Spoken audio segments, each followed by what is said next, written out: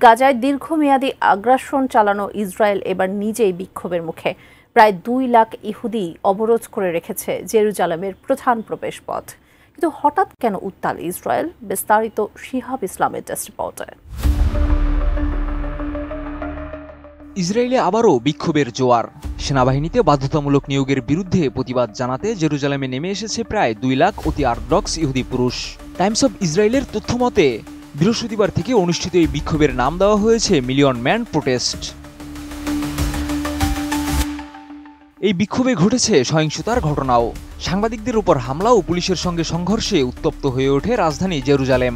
ঘটনার এক পর্যায়ে মেনাহেম মেন্ডেল লিটসম্যান নামের এক যুবক বহুতল ভবন থেকে পড়ে মারা যান।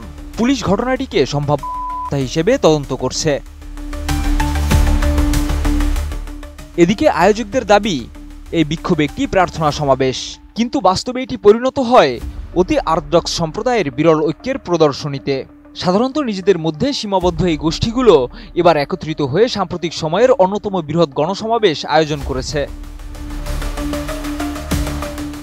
আমি বুঝি নির্মাণের শিল্প, সালাম স্টিল বোঝে durability. Salam steel, most durable still.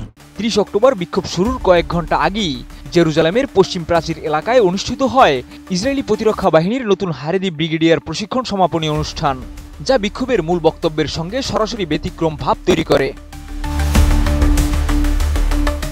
প্রায় 2000 পুলিশ মোতায়েন থাকা সত্ত্বেও বিক্ষোভের এক পর্যায়ে পরিস্থিতি নিয়ন্ত্রণের বাইরে চলে যায়। পুলিশের লাঠিচার্জ ও জলকামান ব্যবহারে আহত হয় অনেকে, কিন্তু নিহতের খবর ছড়িয়ে পড়লে আয়োজকদের অনেকে দ্রুত সমাবেশ স্থগিতের ঘোষণা দেন। বিক্ষোভের পেছনে মূল ইস্যু ইসরায়েলি সেনাবাহিনীতে অতি অর্থোডক্স পুরুষদের বাধ্যতামূলক নিয়োগের সরকারি পরিকল্পনা।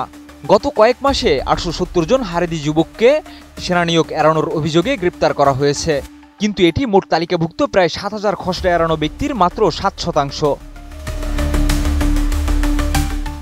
বিতর্কের সূত্রপাত 2023 সালের জুনে, যখন নিরাপত্তা পরিষেবা আইনের অধীনে জেসিবা শিক্ষার্থীদের জন্য থাকা ছাড়ের মেয়াদ শেষ হয়ে যায়। পরে ইসরায়েলের উচ্চ আদালত রায় দেয় হারেদি যুবকদেরও সেনাবাহিনীতে যোগ দিতে হবে। কিন্তু বাস্তবে এখন পর্যন্ত অল্প সংখ্যক শিক্ষার্থী সেনাবাহিনীতে যোগ দিয়েছেন।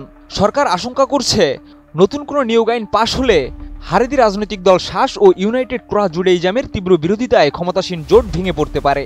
ফলে প্রধানমন্ত্রী বেনিয়ামিন নেতানিয়াহু সরকার এখন প্রবল রাজনৈতিক চাপে।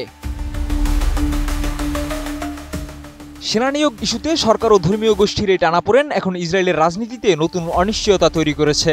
প্রশ্ন উঠছে, এই বিক্ষোভ কি নেতানিয়াহু সরকারের ভবিষ্যৎ পাল্টে দেবে? শিহাব ইসলাম, ATN নিউজ।